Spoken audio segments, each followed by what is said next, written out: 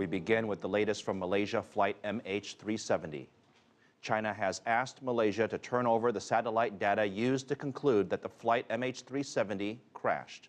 Officials are still searching the area roughly the size of Iran in the southern Indian Ocean. A high-ranking Malaysian investigator says the diversion of the flight was no accident. He claims the pilots were the only ones on the plane who would know how to make that maneuver. And the families of the passengers continue to press Malaysian officials for answers. At a meeting, Chinese families questioned Malaysia's conclusion that the flight definitely crashed. The search continues for Flight 370. The airplane manufacturer Boeing has already, possibly facing a lawsuit. A U.S.-based law firm says it's planning a case on behalf of more than half of the passengers on board. Rian Maelzer joins us now live from Kuala Lumpur. Hi, Rian. Yes, Phil, almost as soon as the Malaysian authorities concluded that they were convinced that the plane had crashed into the ocean with the loss of all lives on board, then the talk began of compensation and litigation. Now, this U.S. law company, it calls itself the world's biggest aviation law company, was in Malaysia on Wednesday. It was here to brief the media and to try to sign up the families. And it says it's going to target Boeing and Malaysia Airlines in its legal action as it seeks compensation and damages in the form of hundreds of millions of dollars on behalf of the families of the passengers and crew. Less than 48 hours after Malaysia's Prime Minister announced that flight MH370 had crashed into the ocean, killing everyone on board, and the lawyers descend on Kuala Lumpur. U.S. law firm Ribbeck Law Chartered says it has already initiated legal action against Malaysia Airlines and the plane's manufacturer, Boeing, on behalf of one of the passengers' relatives.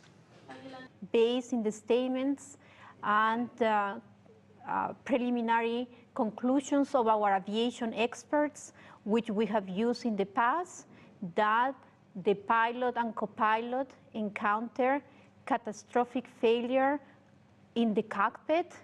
Either there was an electric fire or there was a sudden loss of cabin pressure. This is also based in the fact that it has been reported that the fleet of the Boeing 777 has structural problems with the fuselage.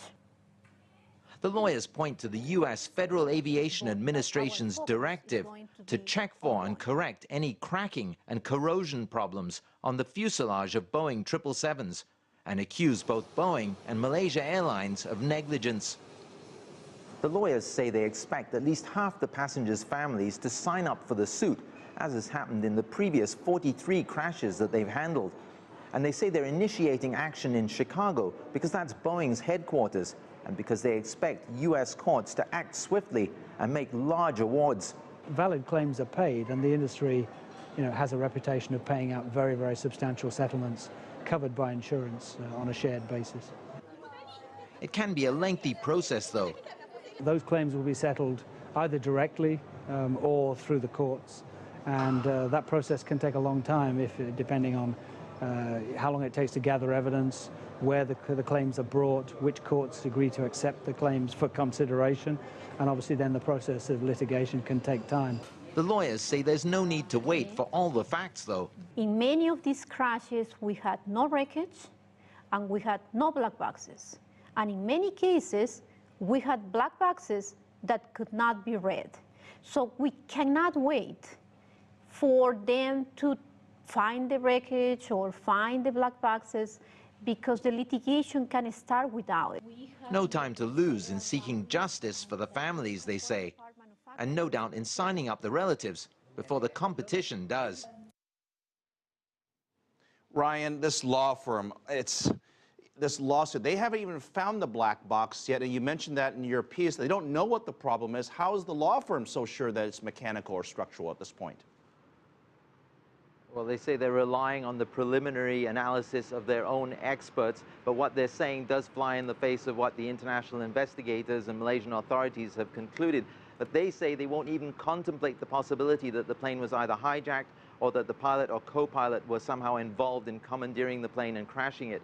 And they say in past cases where international investigators have concluded that pilot suicide was the cause of the crash, such as the Silk Air crash in Indonesia a few years ago, that they were able to successfully argue that it was in fact a mechanical problem, a stuck rudder in that case. So it all boils down to what they can convince the courts. And it is in their interests and in the interests of their clients to look at and convince the courts that it was a mechanical or structural catastrophe, effectively, because it seems that the payments from the airlines, any settlements by the airlines, are in fact capped, the amount of payment that will be required, whereas that's not the case in the case of the airline manufacturer or the parts makers.